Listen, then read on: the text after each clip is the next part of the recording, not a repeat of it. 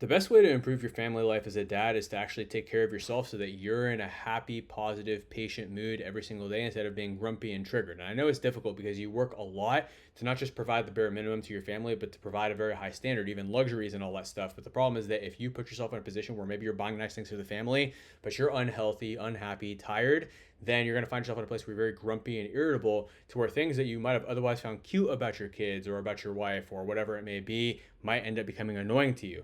I thought about that this morning because for the first time in a while, there was a point where I would sacrifice sleep just to wake up for tahajjud. But there's a hadith actually about qiyam al-layl and not being excessive, that you wake up for some of the nights and pray and sleep some of the nights, right? And we can attach it in the description. But the point is, that hadith helped me to not feel guilty about sleeping in if I needed it. Of course, you always got to make your fard, you got to make fajr, but just taking care of my health, taking care of my stress, reducing my workload a little bit. And alhamdulillah, actually, by doing so, we actually ended up producing more in business, and the quality of my work is much better. I'm able to delegate better to my staff because I'm prioritizing my own energy, which is so important for your family life, your productivity, your finances, your physical health, your belly, your body weight, your lowering risk of hypertension, all these other things, heart disease. I mean, it's key. So this morning, after I'd gotten enough sleep, it was funny because, we have a 5-year-old, mashallah, who is in this crazy hyper mood, right?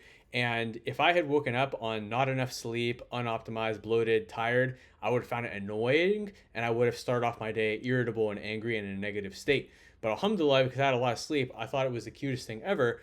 And so alhamdulillah, I actually was able to enjoy something I would have otherwise found annoying. And this reminded me of something because, I actually went through a period over the last 2-3 weeks where I set a very aggressive business goal that I was pursuing aggressively for various reasons, and it came at the expense of my health. And it's ironic because I invested in a couple new business programs just to help myself to grow and expand and get some coaching and mentorship for myself within my business.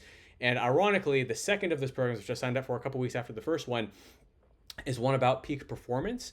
And then the first one is just about business strategy and ibadah and everything else. It's actually an Islamic business program. And so in joining that, I got so much motivation that I started setting all these aggressive goals and going way too hard and neglecting myself and saying, let me see how much I can extract out of my brain. But I got to the point where my brain literally felt like if you've ever taken a towel or swimming trunks and you've wrung out the water, in the beginning you put very little effort and the water comes out. But then I had to squeeze it harder to get the same amount of water. Then I had to squeeze it even harder, but less water was coming out. And that's kind of what my brain felt like. The first week that I was going super hard with business, 7 days, boom, 7 days in a row, working hard, hitting the gym, doing family time, everything was amazing. Second week, I had to force myself. I was squeezing way harder to get the same amount of water out of the towel or the swimming trunks. And the third week, squeezing it with all my might, nothing was coming out. My brain felt like something that had all the water wrung out of it, and I was completely burnt out. And the problem is that so many men spend chronic years like this. It affects their weight, it affects their health. They don't have maybe the fitness knowledge that I do, to where they compound into negative eating habits even faster than I did. And even with my nutrition knowledge, I found myself not being as good about my nutrition. And we all know what happens when you stress eat, when you binge eat to cope with the pain and the stress. Everything just spirals out of control, and then you start feeling triggered and angry about your body, and everything falls apart. So this video is meant to just be a reminder for you that the best thing you can do for your financial life, and alhamdulillah, if you're already doing well, then you don't need to be like grinding. And even if you're trying to get out of a difficult position, you're going to do a better job of that if you don't lose sight of your ibadah and your health and your family. And that's the crazy thing, is that even ibadah wise, I found myself struggling to focus because I was so worried about business, because I was so obsessed, right? And then my output was even less, so it was kind of pointless. Versus if you have, again, that harmony and alignment where your ibadah is prioritized, you're having good relations with your family and doing a good job being not only the provider, but also the protector and patient and positive, all the P's of being a good parent, aka being a good father, specifically, with the role of provider.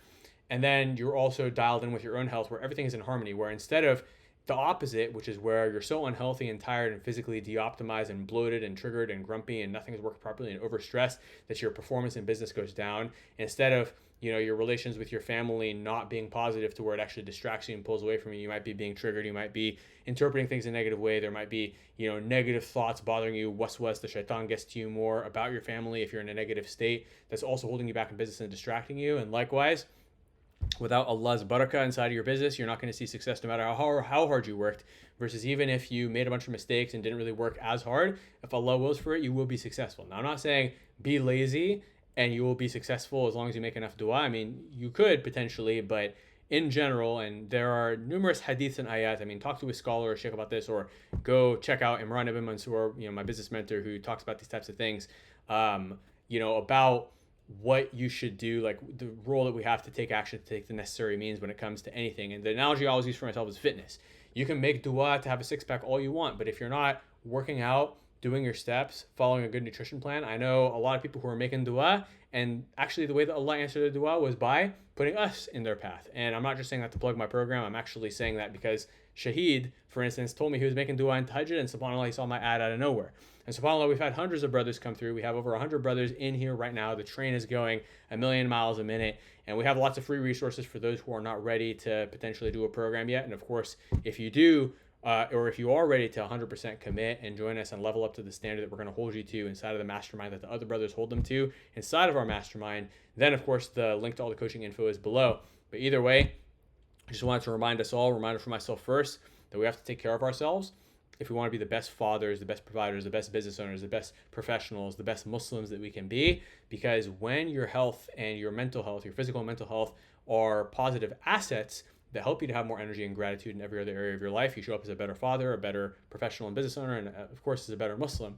Versus when your health is a liability, your physical and mental health, then you're stressed and negative, tired all the time, and that negatively takes away from every other aspect. You become a grumpy dad, you can't focus on ibadah, you don't do as much ibadah, your work suffers, your creativity, your productivity, everything suffers. So the best way to make more money, have a better family life, and get more good deeds for the akhirah, and have a better connection with Allah is to make sure that you're taking care of your physical and mental health. May Allah make it easy for all of us. And if you got value from this, please share this reminder with somebody who needs to hear it. I'll see you in the next video, inshallah, and I'll attach some relevant thingies here. Assalamu alaikum.